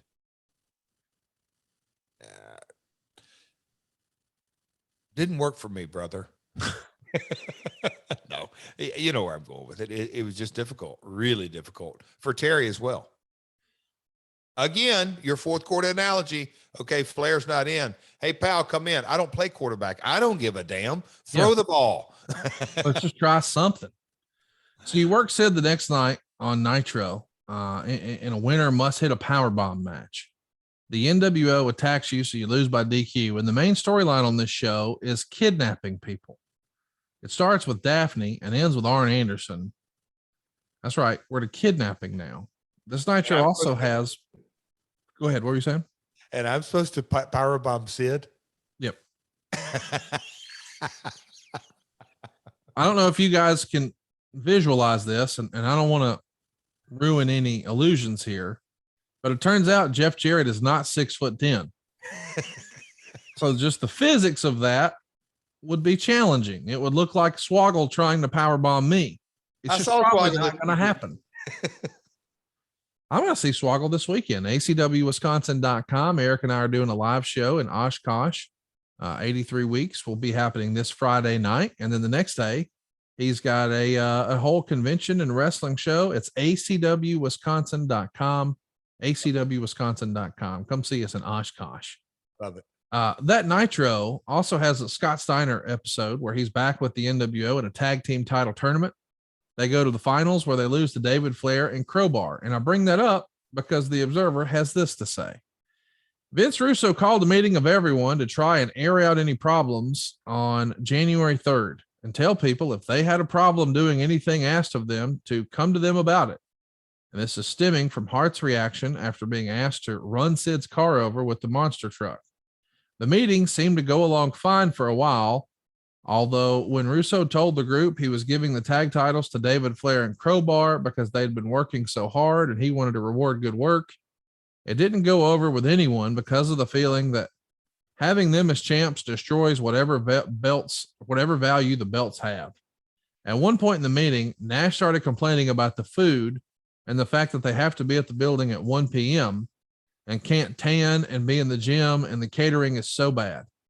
He yelled at David Crockett, who was in charge of that, and it wound up with Gary Juster arguing with Nash. It was brought up about bringing weights to the building so the guys could work out, but Saturn complained they can't get any kind of workout when they need to because it isn't well equipped enough. Because so many wrestlers have injuries to body parts, there are many movements the guys can't do. So well-equipped gyms have machines that are easier on the joints so they can at least get some workout of that body part if they that they couldn't do with just free weights alone. For whatever reason, the meeting started falling apart at that point, and Juster talked to both wrestlers individually about it. Later, they went to Russo and complained they shouldn't have been yelled at for the suggestion because it was supposed to be an open forum, and Russo pretty well agreed. You were in this meeting, right? I don't know if it's sleep deprivation right now, but we started a creative meeting. Russo wanted to air open differences, and we got into catering, weights, free weights, machine weights. I mean, well, here's why. Kevin Nash cares about quality of life. We know Kevin. Kevin Nash has a certain quality of life right now. He lives on the freaking beach. Yep. And has been set for life for 20 years. So Kevin Nash gets to do what Kevin Nash wants to do on Kevin Nash's schedule. If he wants to stay up till 5 a.m. and sleep till 2 p.m, who's going to tell him he can't? And so now when he's like, I can't tan, I can't work out, you need me here at 1, and there's nothing to do and there's no food, and it's David Crockett's fault. I'm sure Gary Juster thought, well, that's not fair. And this company's losing money hand over fist, and you're complaining about catering, da-da-da-da-da. So then Nash rightly goes and says, Vince, I thought this was an open forum and we're supposed to be giving feedback. And that's correct. But still, I'm sure you're thinking at the time, as you're looking around and seeing all this happening, thinking, losing to China wasn't that bad. Wonder if I could get that old gig back. Oh, I'd probably cussing JR out even worse. Damn it, Jim. I cut my money. David Flair's a tag champ. They got shit catering. I can't even tan. No, okay. Back to the point though. We're all earlier in the episode. Russo wouldn't talk to only ex-WWE guys. Now he's talking to everybody. Yeah. Well, he's made Crowbar and David Flair tag champs. I mean, that really is Vince in so many ways. He did give opportunities. Oh, you've often talked about how Scott was one of your 2 best friends. I guess it makes sense to put Big Papa Pump back in the NWO here. At Thunder, this is where things start to get a little goofy. The story is you've been holding Arn Anderson hostage for 72 hours, and you're going to negotiate with Terry Funk for his release. Kidnapping is legal now in wrestling, y'all. Well, in the state of Maryland. This leads to you wrestling Norman Smiley in a bunkhouse match. Of course. Which you win, but Ric Flair now comes out with Crowbar and holds you hostage. With the wiggle. That leads to Kevin Nash and Terry Funk get sold out in a hardcore match between Funk and Bret later that night. And then there's a hostage exchange. So they free Jeff Jarrett, and your group frees Arn Anderson. Hart and Funk go to a no contest because what does it matter? What's the mood backstage? That's why I touched on it earlier. It was, look, we're all professionals. You watch the NBA playoffs and you see some guys lose in game 7, but you post-game interview, they're ready to go hit the golf course because it is what it is. It was difficult. Everybody knew that it was a mess, but we also knew that we had this, we did have one thing in common. We had this unique habit of eating and paying our bills. So we like that Turner check coming in every 2 weeks. And so, for the most part, most guys tried to do what they could do, but I go back to culture, whether it's corporate, whether it's a team, whether it's a classroom, whether it's a family. Communication and culture are the pillars to success. And the culture of WCW was not just broken, it was non-existent or a bad culture. Bret Hart wrote about it in the Calgary Sun. I've been doing everything I can to help WCW compete in the ratings war with the WWF. And lately, sometimes I find myself going against my own personal beliefs in order to be a team player. I ask myself, how far do I compromise in order to help WCW beat Vince McMahon? Or do I find a personal victory and not bending at all? I'm having a harder time than people think finding that answer. What I do know is that, in effect, to come up with their own version of the WWF's winning formula, WCW hired WWF scriptwriters right out from under them.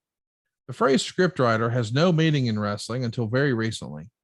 People have always asked if wrestling is scripted, and the honest answer to that was no. I never saw or even heard of a script for a wrestling match. But now the first thing they do when you arrive at the arena is put a script in your hand. It's not a script that tells you how to wrestle, although I fear that's not far off. It's a script for all the soap opera stuff, which has taken precedence over the wrestling matches. I find myself memorizing lines and rehearsing scenes. I want to make it very clear to anyone who might still be wondering, and I know there are a few of you, that I never really tried to kill Sid Vicious by running him over with a monster truck. That's fake. I could have killed myself screeching out of an arena in a speeding car in another scripted scene. That's real. I'm flooring it, tearing out of the backstage with no time in the scene to even put on a seatbelt, and it turns out an icy rain had coated the ramp. There I am, careening out of control towards a huge trailer filled with television equipment, and in the last moment, I was somehow able to swerve to safety. About a week later, I was awakened in the middle of the night by a dawning realization that I had a concussion from when Goldberg kicked me in the head for real, and I've been walking around in a haze ever since. Otherwise, there's no way I would have agreed to race a car up a narrow ramp flanked by not only expensive equipment, but, by the way, what about whatever people happen to be around? Then look at Goldberg, who was scripted to punch through a glass car window, ending up nearly cutting his forearm off, and now he'll be out of action for quite a while. It's actually sickening to me because in wrestling's proper context, it would have never happened. I'm a wrestler, not a stuntman. And even a stuntman has time to strap himself in. I'm a professional wrestler and I get paid to wrestle in a ring. What am I doing fighting in the back, taking falls on concrete and doing stunts in speeding cars? And the really scary part was when I realized that I'd done exactly what Owen had done. I'd made a mistake and knew before it had done something really stupid, and what for. I was hurt, weary, and all I wanted to do was go home for the holidays, so I didn't even see it coming. I made it clear to WCW I'll never make that mistake again. Since pro wrestling has turned into soap opera, there are very few skilled wrestlers anymore, like Chris Benoit. He showed up barely time to make it as part of a lost era, like the ghost of what wrestling used to be and was meant to be. Benoit made an indelible statement with me in Kansas City, one of the best defined, not with words, but by watching. It is asking an awful lot of Chris Benoit to carry that legacy into the future when wrestling shows today don't pay homage to the past. I tried to do what I could to clean up wrestling and bring it back to what it's supposed to be, but things are too far gone now, and maybe so much that Chris shouldn't even try to be the morality police of wrestling any more than I could. Since wrestling is scripted now, and I don't take it as seriously as I used to, I take my matches seriously and I take the wrestling seriously. But all this soap opera stuff is just a job. I hope no one actually believes for 1 second that I'd really beat up Arn Anderson with a baseball bat, or some poor EMT for that matter. I finished Mick Foley's book. I was looking forward to reading about the good old days. And as much as I love the book, and Mick is a great guy and he's a great storyteller, some of the stories in his book are absolutely hilarious. But in my opinion, even Mick missed the point. Great wrestling is not about how many bones you break, or how many teeth you lose, or being set on fire, or walking back to the dressing room with tacks in your back. That's what he did, and he's proud of it, and he's happy with it, and I'm happy for him. But that's not what most wrestlers do. That's not what I do. Mick Foley knows all too well, as I do, the artistry of wrestling is supposed to be the scripted realism. But in his book, that point was lost. So this is an article that's not just written privately. It's not something he wrote in his book later. It's published in the Calgary Sun, and fans from all over the world can read it online. And he's pretty critical, not just of WCW, but wrestling as a whole. And you're old school. You grew up multi-generation, just like Bret. How far off was Bret? Or do you agree? I mean, when you hear that back, and we've gotten into our TNA episodes, and I like to, and we both do say, hey, this is prior to Twitter, Instagram, and Facebook, and the age of instantaneous exchange of communication. But Bret doing that editorial in a weekly column, this wasn't a one-off. He wrote every week in his column, and he would hit on all kinds of things. But what he said was a real real-time articulation of the Attitude Era and Russo and Ferrar and the WWE script changing, script formatting, and taking it to WCW and word by word. And Bret was vehemently opposed to it. I'm not opposed to it because I know it's a TV product, but Bret going out front and saying all that, I thought to myself, damn, he's got an ironclad contract. He don't give a damn. I didn't, again, I did not really understand how hurt he was. Yeah. I didn't know the injury had not just rattled his brain, but he was in a bad place mentally. I think these are the early stages because he's angry because he said, I'm getting hurt for what? And he had lost Owen. So I totally got it. I was surprised at how vocal he was in that platform. Again, this is the era before social media. This is a newspaper that was the number one way of, news traveled back those days. I mean, it was reported everywhere. So, yeah, like you hit it. This wasn't a newsletter. This wasn't Meltzer or Keller. This was the Calgary Sun at that time that got picked up in the early days of the internet. And, I read it every week. It's man. Yeah, it's heavy when you really hear him say that. Look, by the way, he's not just a top guy there. He's the world He's the world champion. And the guy who jumped, the most recent, really, I mean, but he said, hey, basically that stuff of me, running over Sid in a monster truck or the kidnapping, not that it hadn't been done before or any of that, but I mean, he came out strong that, hey, this script writing stuff is BS. It's strong statement. It's also reported in the Observer at the time that Hall and Nash were attempting to get out of their deals. You're a fake member of the Collect. Do you remember them being unhappy and trying to get out? Nobody was happy in the I can't say that it's the sink was the ship was sinking was the mentality, but I don't specifically them saying I want out of this fat contract. No, I don't remember that. That's the question. Not saying that it didn't happen. They were making a lot of money, and Scott was in a bad way multiple times during this era, but I don't remember them wanting to get out of their deal. There's negotiations for your next Nitro appearance where legends are going to be appearing to take you on. From the Observer, quote, several former WWF wrestlers were approached about being brought in for the angle with Jarrett. Snuka and Steele reportedly agreed for $2,000 to $3,000, while Tito Santana, King Kong Bundy, Honky Tonk Man, and Bob Backlund turned it down. Nick Bockwinkel was also approached. At this point, nobody from the company has talked to Bruno Sammartino, but there are still intermediaries talking with him about including him in this angle to put Jarrett over Sammartino, but also because he wants to hear from Russo personally. Talk to me about this. When do you remember hearing this idea that, hey, we're going to bring in some old timers for you? I wasn't privy until I read the research that the Bruno name, and even there was a couple other names you mentioned. I don't remember. I wasn't looped into that. Russo didn't share that they were trying multiple. I knew George, and the ones that ended up showing up. I knew those guys, but I didn't know the others had been contacted. It's also reported in the Observer, the conversations with Bruno got so far that the New York State Athletic Commission was contacted. In hindsight, how big of a thrill would that have been? Do something with Bruno, man. Oh, I mean, he's the original centerpiece of a promotion in so many ways. I mean, his records on the Garden sellouts, on the amount of days he was a champion, just the legendary, the biggest territory out of the 22 by far. And he was the guy. It's kind of unbelievable. That'd been cool. It's also reported in the Observer. Well, before I get to that, I want to mention this. January 10th, Buffalo, New York. You've got 3 matches against 3 legends. They wind up being George the Animal Steele, Tito Santana, and Jimmy Snuka.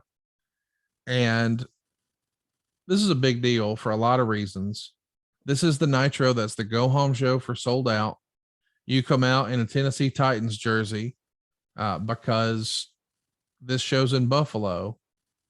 And it's just 2 days after the Music City Miracle, where if you're an NFL fan, that's just instant heat. And you take on George Steele first in a bunkhouse match. Chris Benoit is the referee for all 3 of these matches, by the way. Steele is 63 years old. He eats the turnbuckle, and then Arn Anderson hits a spine buster on you and puts Steele on top for the win in just under 2 minutes. Conrad, before we get into that, tighten up. But I'll say this. The timing of that, I was on the road.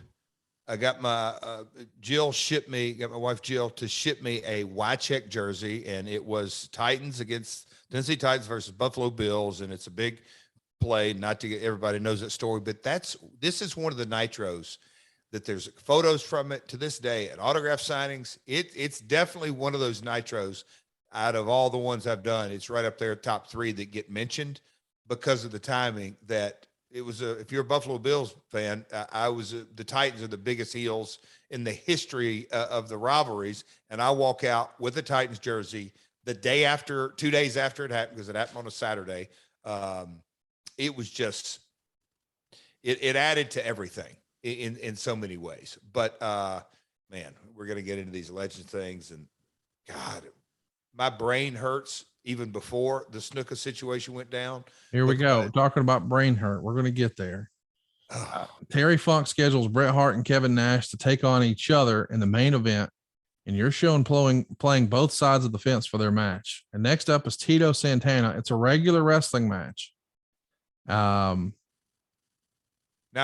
okay, you talk about wrestling a couple of nights.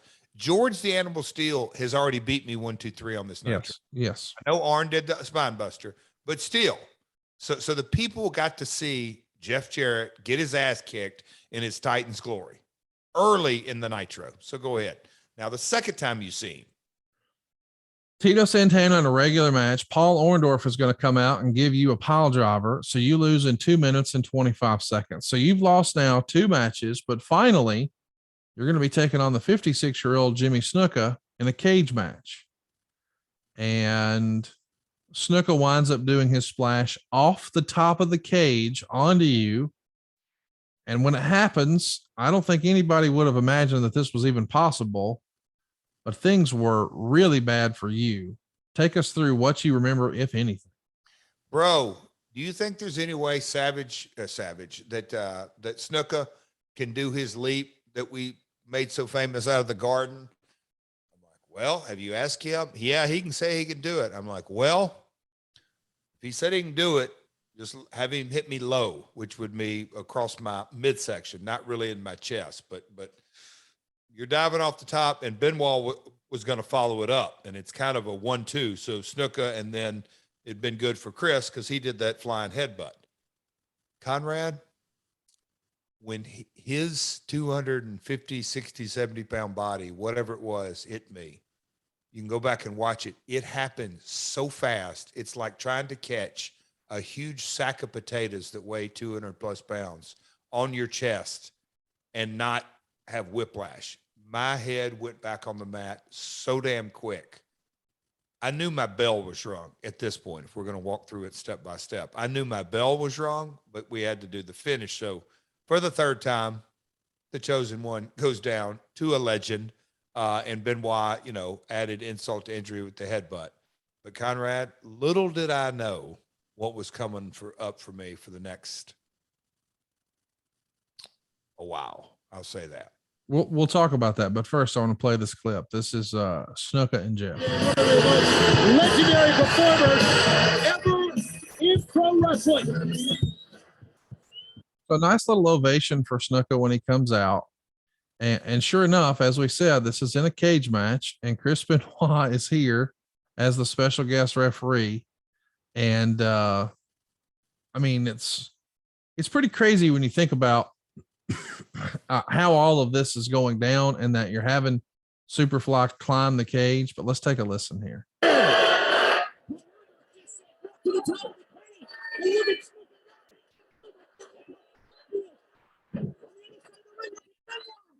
Look at this. Look at this, guys. What is that pay-per-view going to be like? So unbelievable. What's that going to be like? What in the world is this going to be like? He's splashed into the top of the cage.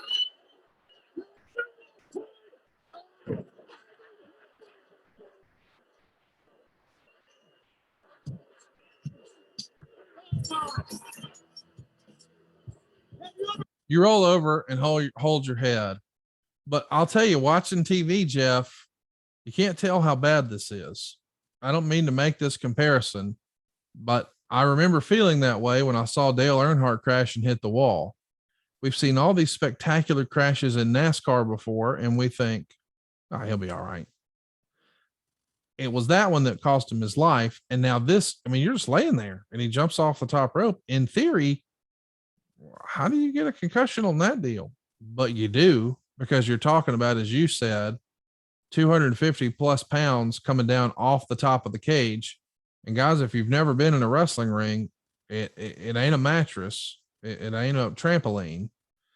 And you're in a bad way, but it's not over. Now here comes another guy. He doesn't know you're hurting. It's not like you can communicate it. Whew. This is a tough day at the office here, is it not? It was, as far as physical, and I've had the back injury, it turns out to be definitely the worst day at the office. It was because my head just smacked back and Benoit came off. I don't remember any of that, but I just remember getting to the back and came in the dressing room. Mark Johnson came in. And I was unlacing my boots, kind of like the standard, if you will, that, okay, going through the motions, I'm going to do that. And he said, man, you all right? And I said, man, I don't think I am. Turn those lights off.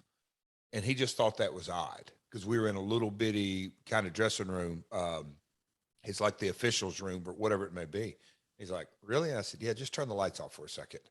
Because my eyes were skint and then my head just started ringing. And I'm like, all right, I got to get in the shower. But just gradually, I saw this is where, man, thank God times have changed. Seeing the trainer on the way out, you all right? I said, yeah, I'll be all right. I'll be all right. Well, you all right? And they told Slick, make sure he's all right. I'm like, should I go to sleep? Or should he go to sleep? Well, keep checking on him. But it wasn't really for about 24 to 48 hours that I realized the real severity of it, because they grade concussions. You're basically your skull. You've got about 10% that your brain is one size and all that, but your skull has about, they call it on a scale of 1 to 10, you've got about whatever measurement it may be, room for swelling. And, you can cut it down to, you start with 100%, then you 90%, 80%, 70%, 60%, but your brain continues to swell. And that's what causes the headaches and the pains and the stiffness and the whiplash and all that kind of stuff.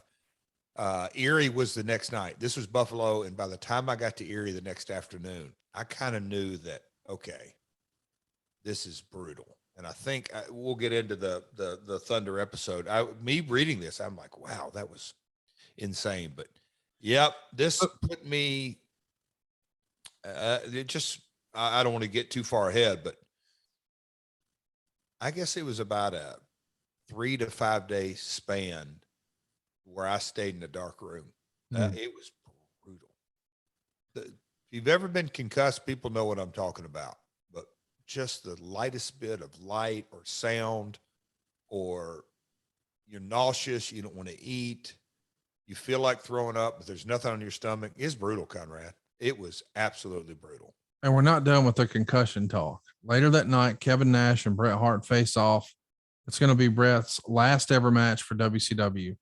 They go over 10 minutes and it turns into a schmoz. And believe it or not, that's it for Bret as a wrestler. He just cannot continue due to his concussion.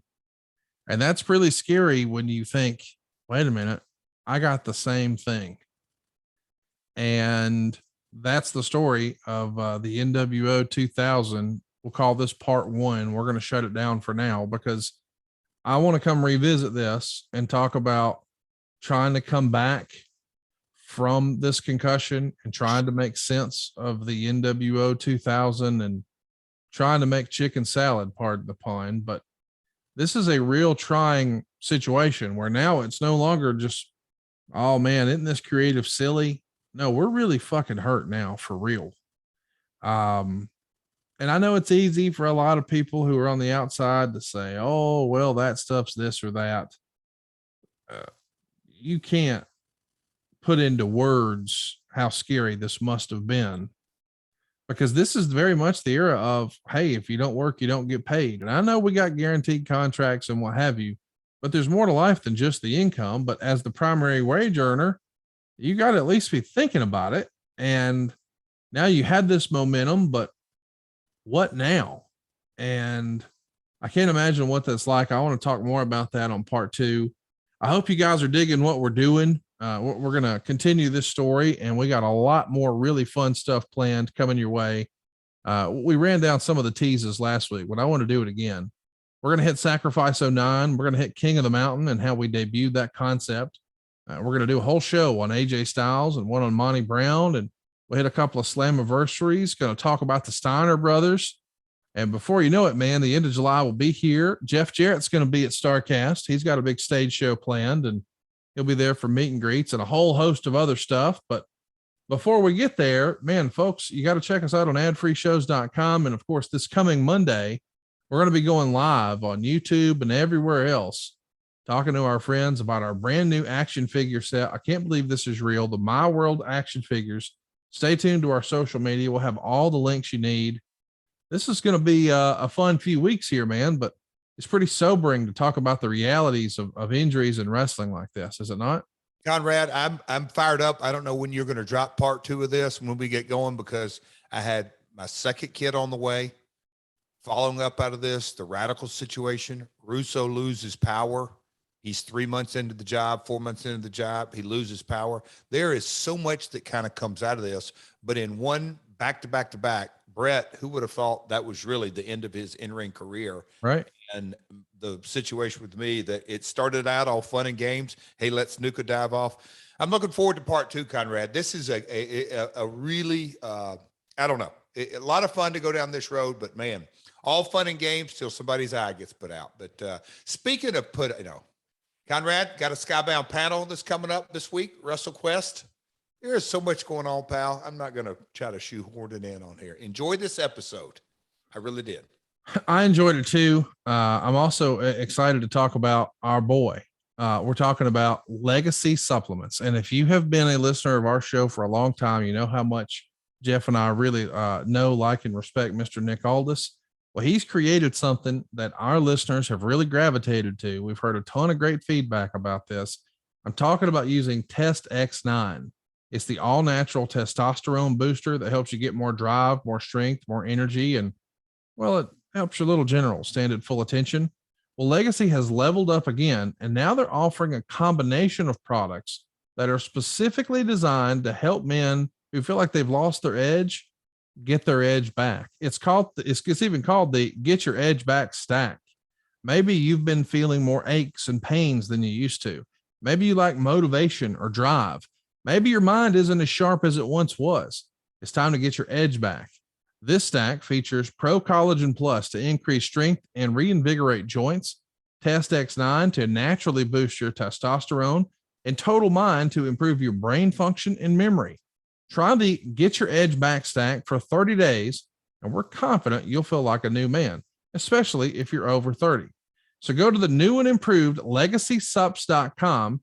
That's LEGACYSUPPS.com store. And as always, use our promo code here, MyWorld, for 10% off your entire order.